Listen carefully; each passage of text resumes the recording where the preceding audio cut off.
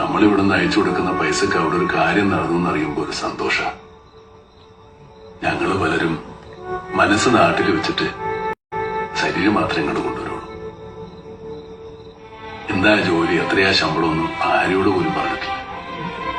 നാണക്കേടായിട്ടല്ല, കഷ്ടപ്പാട് അറിയിക്കണ്ടെന്ന് കരുതിയിട്ട. ഇപ്പൊ ഒരു 10,000 രൂപ നാട്ടിലേക്ക് അയക്കുമ്പോ വീട്ടുകാരെന്താ വിചാരിക്കണേ? 20,000 കിട്ടി.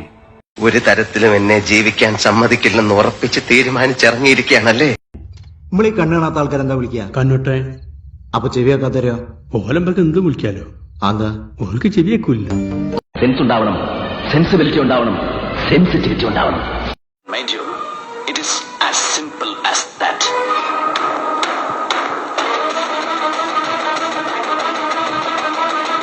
ചിക്കൻ കുനിയ കൊതു വരത്തും, ചപ്പാത്തി നമ്മൾ തന്നെ വരുത്തണം. കൊച്ചി പഴയ കൊച്ചിയല്ലെന്നറിയാം, പക്ഷേ ബിലാല് പഴയ ബിലാല് തന്നെ.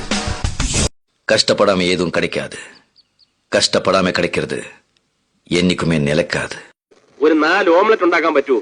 ഓംലെറ്റ് എന്ന് വെച്ചാൽ ഈ മുട്ടക്കകത്ത് ഉള്ളിയൊക്കെ അരിഞ്ഞിട്ട് ആംബ്ലേറ്റ് പറയല്ലേ?